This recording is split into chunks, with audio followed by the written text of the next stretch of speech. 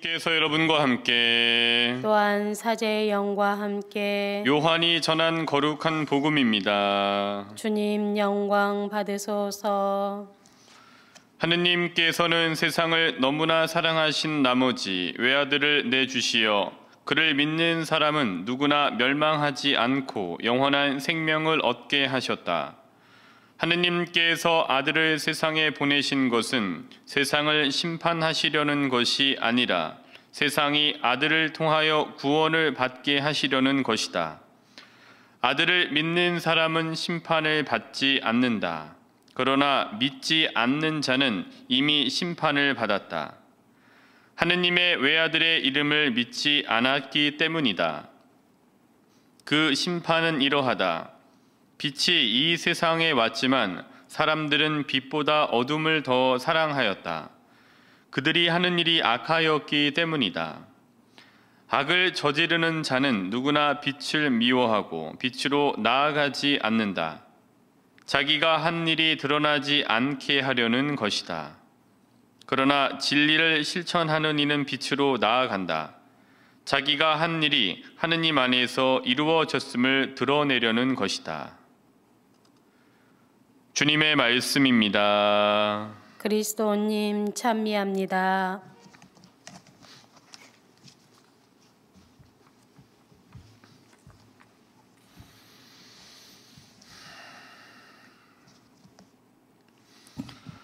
오늘 복음 말씀에 따르면은 하느님께서 세상에 외아들을 보내신 이유를 두 가지 면에서 밝히고 계십니다.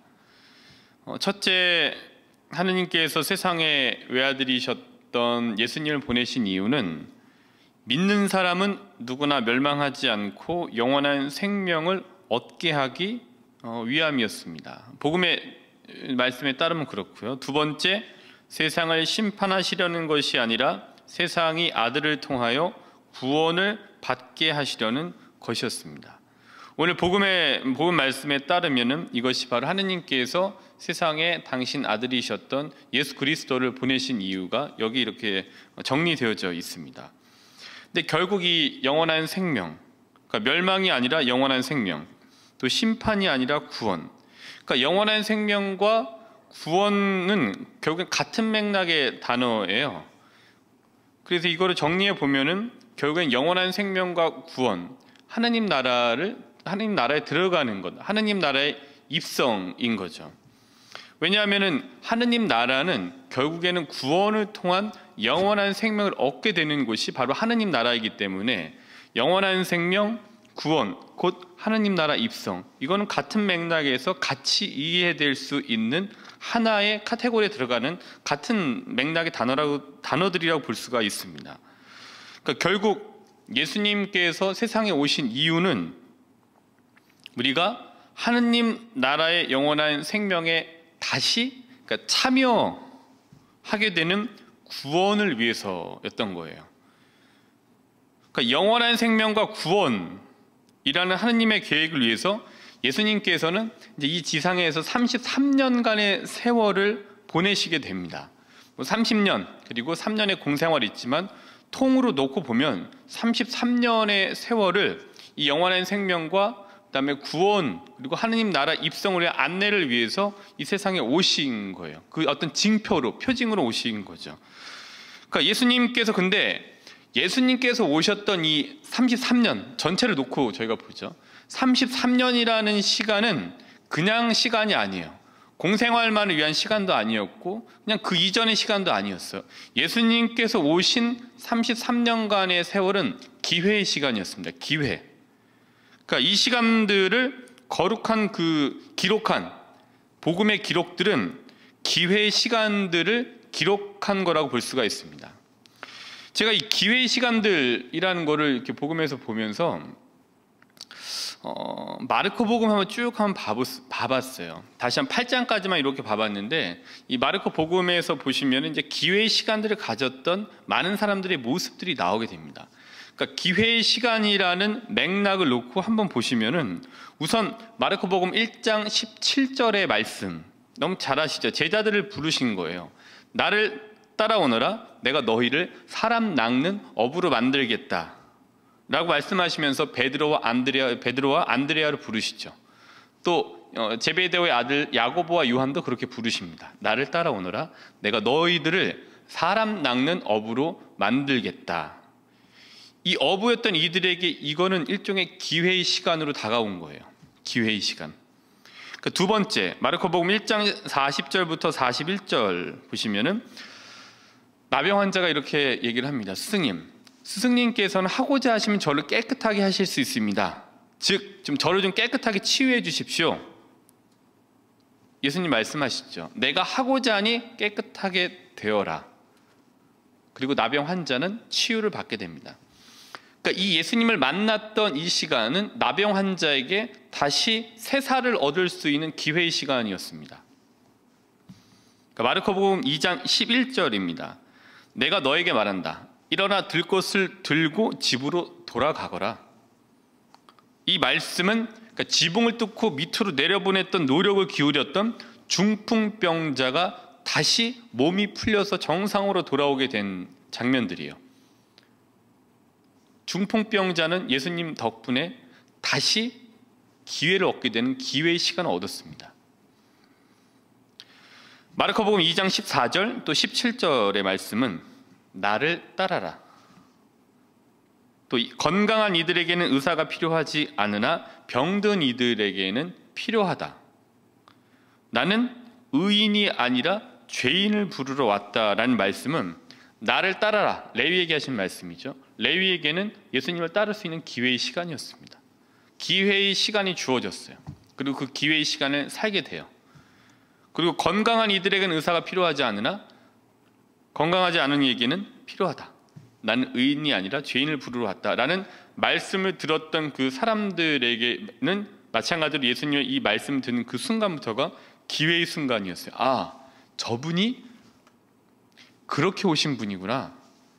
다 잘 살고 다 이렇게 하고 여유롭고 그런 사람들 또 보기에 온전하다고 보이는 사람들이 아니라 나 같은 사람을 위해서 오셨구나라는 것을 가슴에 새기고 다시 살아갈 수 있는 기회의 시간을 얻게 된 거죠. 다음 마르코복음 3장 5절부터 6절의 말씀입니다. 손을 뻗어라. 그가 손을 뻗자 그 손이 다시 성하여졌다. 그러니까 이 말씀은 손이 오그라든 사람에게 다시 기회의 시간이 주어졌음을 보여줍니다. 손이 펴지고 손이 펴짐과 동시에 자신감도 펴지게 되죠. 그리고 마음도 열리게 되고 다시 사람들과의 그 당시의 상황으로서는 사람들과 정상적인 관계들을 다시 시작할 수 있는 기회의 시간들이 이 사람에게 주어진 겁니다. 이때부터 그에게는 자신감, 또 하느님을 알게 되고 예수님을 뵙게 된 그 순간, 그것이 바로 그에게는 새로운 인생을 시작하는 기회의 순간이었습니다. 다음 마르코복음 5장 34절부터 34절 또 36절의 말씀입니다. 따라 내 믿음이 너를 구원하였다. 평안히 가거라. 그리고 병에서 벗어나 건강해져라. 또 말씀하십니다. 두려워하지 말고 믿기만 하여라. 그러니까 따라 내 믿음이 너를 구원하였다. 평안히 가거라. 그리고 병에서 벗어나 건강해져라. 라는 거는 12년간 하혈을 하던 여인이 예수님의 옷자락 술에 손이 닿기만 해도 낫겠다라는 믿음을 가지고 만지게 돼서 치유하게 된 이야기입니다. 이 순간 이 여인은 12년간의 삶을 보상받듯이 다시 삶을 시작할 수 있는 기회의 시간이 여인에게 주어집니다. 그리고 딸이 거의 죽기 일보 직전이죠. 그러나 두려워하지 마라. 그리고 믿기만 해라 라는 말씀. 그래서 자기 딸이 죽어가는, 고통스러워하며 죽어가는 자기 딸을 다시 얻게 된 야이로 회당장은 다시 딸과 함께 시간을 보낼 수 있는 기회의 시간을 얻게 됩니다. 딸의 입장에서는 또 다시 소생하게 된 기회, 그래서 다시 한번 생을 얻은 기회를 얻게 되게 된 거죠. 자, 마지막으로 마르코복음 8장 23절. 무엇이 보이느냐? 뭐 이렇게 흐릿하게 보입니다. 이제 뚜렷하게 보입니다. 베사이다의 눈머니를 치유한 이 복음 말씀입니다. 베사이다의 눈머니에게는 흐릿하게 보이다가 뚜렷하게 보이게 됨으로 인해서 다시금 정상적인 생활을 할 수 있게 되는 이 입장에서는 다시 사람들하고의 어떤 그런 당시의 상황으로서는 정상적인 관계를 맺고 살아갈 수 있는 기회의 시간이 이제 주어지게 되었습니다.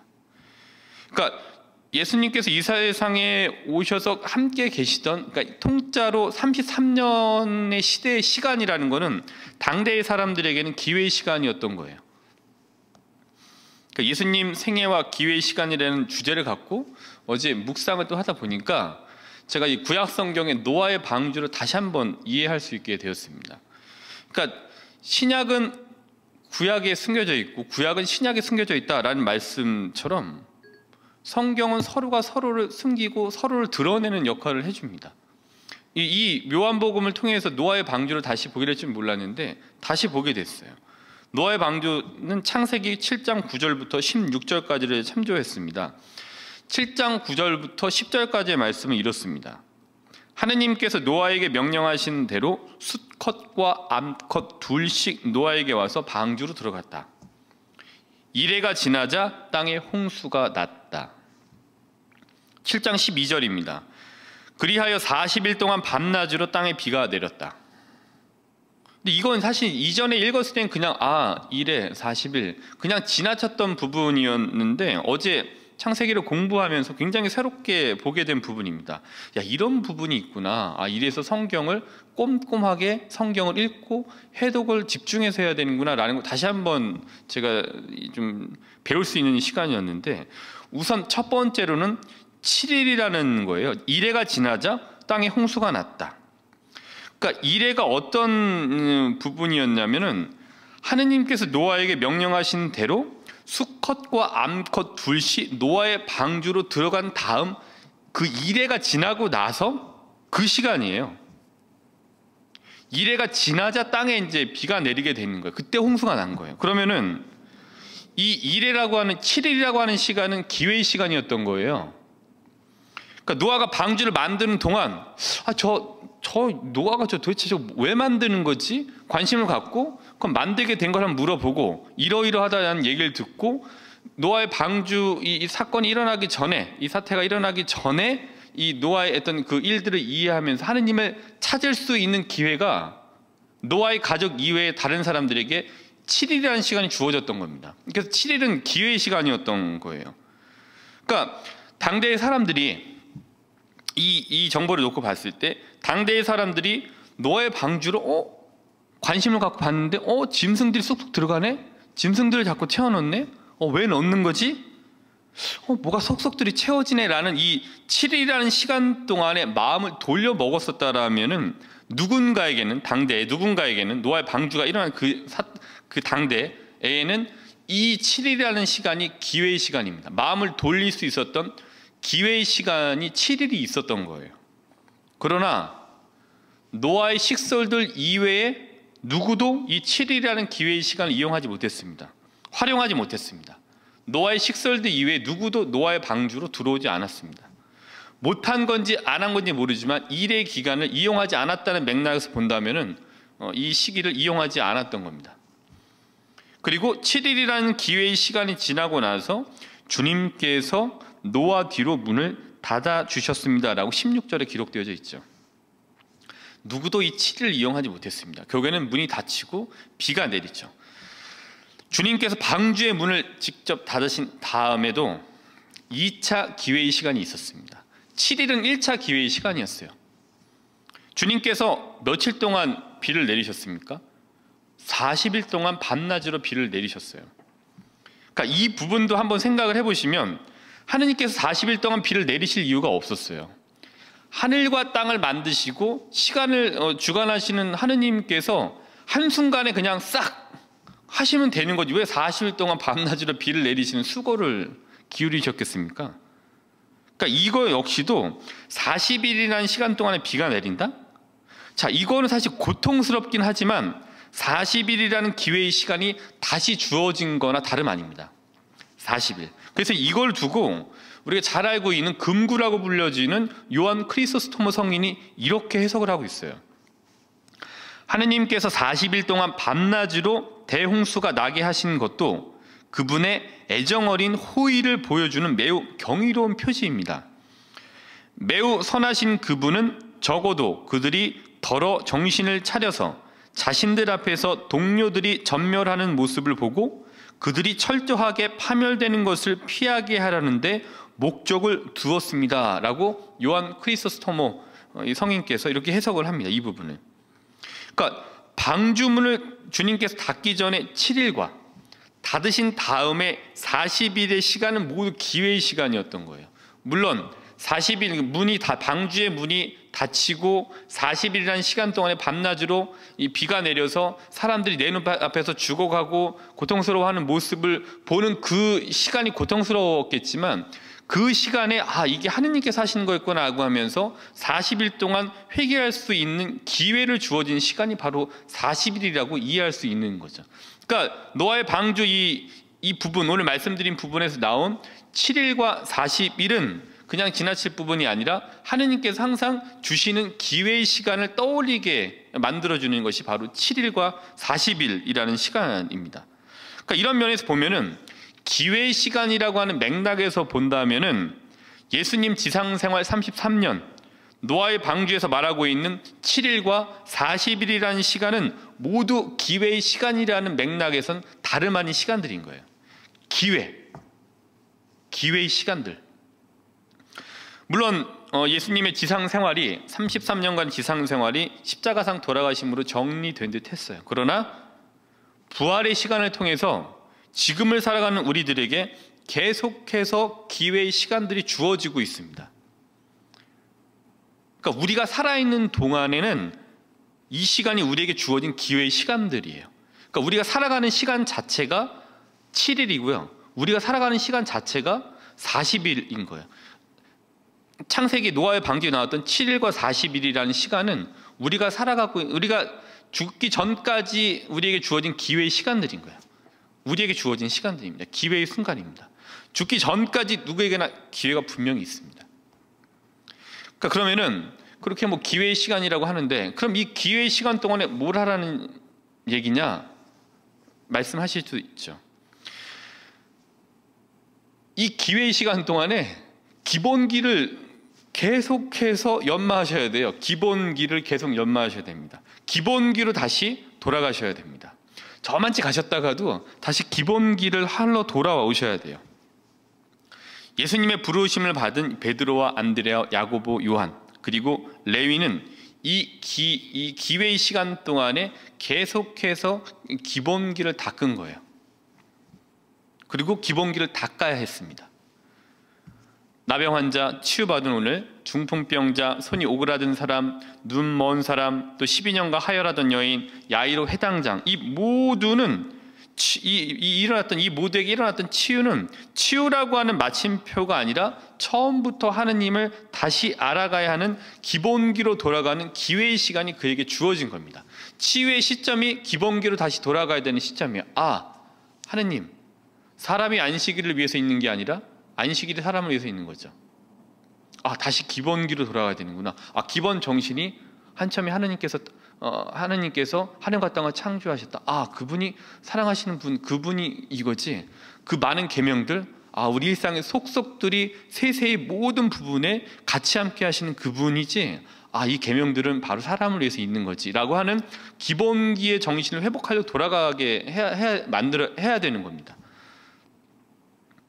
기본기예요, 기본기. 이 모든 것들은 기본기로 돌아가야 되는 기회의 시간들을 그들에게 그 시점부터 다시 제공해 준 거예요.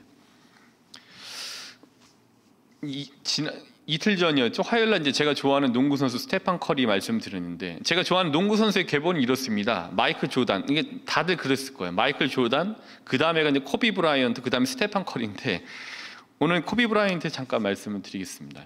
사실 얼마 전에 자기 딸과 이제 헬기를 타고 이동하던 중에 좀 헬기 사고로 운명을 달리했죠. 이 선수는. 그래서 좀 저도 굉장히 좋아하던 팬으로서 무척 가슴이 아파서 오늘 또 기도할 때 기억을 했습니다만은 이 살아 있었을 때 코비 브라이언트가 훈련하던 그 모습을 보고 굉장히 이제 놀랬던 한 사람의 기록이 이제 이렇게 있습니다. 깜짝 놀랐다고 얘기를 합니다.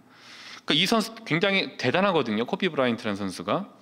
그러니까 세계 최고의 선수 중에 하나였던 그가 이제 훈련하는 모습을 이제 새벽에 한 새벽 4시인가요? 3시 반인가 이렇게 봤는데 그 모습을 보고 놀랐다고 하는 부분이 뭐냐면은 그 선수, 그러니까 최고라고 하는 선수들은 연습 시간이 몇 시다라고 하면은 그 이전에 이미 나와져 있는 거예요. 그러니까 굉장히 성실함이 이제 전제가 되어져 있죠. 그러니까 이제 먼저 나와서 훈련을 하고 있는 걸 이제 봤어요. 근데 그 내내 지켜보는 동안 깜짝 놀랐던 부분은 그 세계 최고라고 하는 선수가 굉장히 공들여서 운동 전에 했던 훈련이 바로 기본기 훈련이었다는 거예요. 그러니까 기본적으로 볼 핸들링 하는 거죠. 볼을 어떻게 다뤄야 되는지에 대한 핸들링 연습. 그다음에 이틀 전에 말씀드렸던 발놀림, 푸덕이라고 말씀드렸잖아요. 발놀림. 그리고 기본적인 공격, 기본적인 수비 동작들을 굉장히 열심히 이제 운동 전에 나와서 땀을 흘리면서 계속 그 기본기 연습을 하고 있었다라는 거예요. 그 모습 굉장히 깜짝 놀랐다는 거예요. 왜냐하면은 최고의 선수 정도라고 한다면 그렇게 기본기 뭐 이런 이제 기본이라고 할 수 있는 것들을 연습하기보다는 조금 더 특별한 연습을 하지 않나라고 아마 기대를 했었던 것 같은데 그렇지 않고 나와서 계속 기본기 연습, 손, 발, 수비, 공격, 기본기 연습을 했다라는 거예요. 그래서 그 훈련을 마친 그 코비 브라이언트에게 이 사람이 이제 물었습니다. 세계에서 가장 뛰어난 선수 중에 하나라고 하는데 왜 이렇게 기본적인 훈련을 열심히 하냐? 그랬더니 그 코비가 이제 이렇게 대답을 했습니다. 내가 왜 가장 뛰어나다고 생각하느냐? 생각하십니까? 그거는 절대 기본적인 동작들에 실증 내지 않기 때문입니다. 라고 대답을 했다고 해요. 그 최고의 선수가 특별한 방법이 아니라 기본기 하는 거를 절대 실증 내지 않다라는 거죠. 그거는 기본기가 그만큼 중요하다는 거예요. 모든 운동은 응용 기술은 기본기에서 나오는 거죠. 그러니까 선수로 살아간다, 운동선수로 살아간다, 뭐 다른 뭐 분야에서 어떤 선수로 살아간다라는 거는 그 선수가 평생 해야 될 것 중에 한 가지가 기본기라는 거예요. 기본기. 왜냐하면은 다 아시다시피 모든 응용 기술은 이 기본기가 탄탄해야 제대로 나올 수 있거든요. 그러니까 기본이 탄탄해야 탄탄한 응용 기술들이 쭉쭉쭉 나올 수 있게 됩니다. 그러면은 이걸 우리가 신앙으로 한번 돌려봐서 신앙이라고 하는 경기에서 신앙인이라고 하는 선수로 뛰고 있는 우리들에게 가장 필요한 기본기는 무엇이긴가? 앞서 이제 기본기를 해야 된다라고 말씀드렸는데 또 말씀을 드릴 수밖에 없는 게 우리가 해야 될 신앙이라고 하는 경계에서 신앙인, 그리스도인이라고 하는 선수로 살아가는 우리에게 가장 필요한 기본기는 기도와 말씀밖에 없습니다. 우리가 기도를 해야 되는 거예요. 기도. 그러니까 기도라는 기본기를 소홀히 하지 않고 매일 기도를 하려고 할 때 봉사라고 하는 응용 기술을 제대로 구사하실 수 있는 겁니다. 근데 기도라고 하는 기본기가 없이 봉사라고 하는 응용 기술만 하려고 한다? 곧 지치죠. 돌아갈 때 찾지를 못하죠. 그리고 두 번째는 말씀입니다. 뭐 매일 말씀드립니다만은 말씀이라고 하는 기본기를 소홀히 하지 않고 매일 말씀을 읽는 연습을 해야 선교라고 하는 응용 기술을 제대로 구사할 수가 있는 겁니다. 말씀이 들어있고 말씀이 새겨져 있어야지 선교를 할 때 가슴에서 나오고 머리로만이 아니라 가슴으로 무언가를 말씀하실 수가 있게 됩니다. 그러니까 뭐가 안에 채워져 있어야지, 내 곳간에 뭐가 채워져 있어야지 선교를 가서 하느님을 믿으십시오, 예수님이 이런 분이십니다 라는 응용 기술을 제대로 구사하실 수가 있는 거죠. 근데 그게 없이 그냥 기술만 배워갖고 나가시면은 곧 당황하십니다. 곧 미천이 드러납니다. 곧 힘들어집니다. 기도와 말씀이라고 하는 기본기를 매일 갈고 닦으셔야지만이 봉사라고 하는 응용기술, 선교라고 하는 응용기술 등등을 제대로 구사하실 수 있게 돼요. 탄탄하게 구사하실 수 있게 됩니다. 그리고 이게 잘 기본기가 매일 닦여져 있고 탄탄하면은 다른 것들 안에서도 탄탄한 응용 기술들을 계속해서 발휘하실 수 있게 됩니다. 여기에서 아이디어가 나오고요. 여기에서 탄탄한 기술이 나오는 겁니다. 이거 없이 응용 기술만 화려하게 보이는 기술만 구사하시려고 한다면 곧 바닥이 드러나더라고요. 곧 목이 마르더라고요. 곧 실증이 나더라고요. 근데 신기하게 이것이 탄탄할 때 곧 어떻게 될 것 같이 보이지만 그렇게 되지 않습니다. 왜? 하느님께서 개입하시기 때문에 판이 바뀌는 거예요. 하느님 판으로 바뀌기 때문에 이제 우리가 예상했던 것과는 전혀 다르게 진행이 되는 거죠. 그래서 기본기가 중요합니다. 예수님께서 지상에서 보낸 33년간의 세월은 기회의 시간들이었습니다. 그리고 부활하신 예수님 덕분에 우리는 살아있는 동안 다시 기회의 시간들을 보낼 수 있게 되는 거예요. 기회의 시간에 우리가 해야 될 거는 앞서 말씀드린 바와 같이 기본기, 탄탄한 기본기 확립에 있습니다. 그러니까 더 철저히 기본기를 닦아야 수시로 발휘해야 하는 응용 기술을 제대로 구사하실 수가 있습니다. 그러니까 신앙은 경기예요. 경기를 놓고 보면은, 그리고 우리는 신앙이라고 하는 경기에서 뛰는 플레이어, 선수입니다. 그러니까 신앙이라는 경기에서 뛰고 있는 신앙인이라고 하는 선수인 우리에게 가장 필요한 것은 가장 먼저 기본기입니다. 처음부터 화려한 기술 구사할 수 없습니다. 그렇게 하려고 하다 보면 되는 것 같지만 나중에는 결국에는 백해서 다시 기본기로 가셔야 돼요. 기도라고 하는 기본기가 제대로 되었을 때 봉사라고 하는 응용기술, 그리고 은사라고 하는 응용기술들이 제대로 발휘되고 활용될 수 있습니다. 또 말씀 읽기라는 기본기가 제대로 되었을 때 선교라고 하는 응용기술, 교리교육이라고 하는 응용기술이 제대로 발휘될 수 있는 겁니다. 그러게 우리에게 주어진 기회의 시간에 기본기를 닦는 시간을 아까워해서는 안 되겠습니다. 자신이 뛰어난 농구 선수 중에 하나인 이유가 기본기를 절대 실증내지 않기 때문이다 라고 대답했던 그 선수의 말처럼, 우리가 뛰어난 신앙의 선수가 되기 위해서는 기도와 말씀 읽기라고 하는 기본기를 어떤 자세와 마음가짐으로 실천해야 하느냐 생각해 봐야 됩니다. 오늘 하루 신자라는 선수로 살아가는데 우리에게 가장 필요한 기본기에 대해서 다시 한번 생각해 보면서 기본기 중에 가장 중요한 기본기인 오늘 미사를 더욱 소중하게 봉헌하도록 합시다.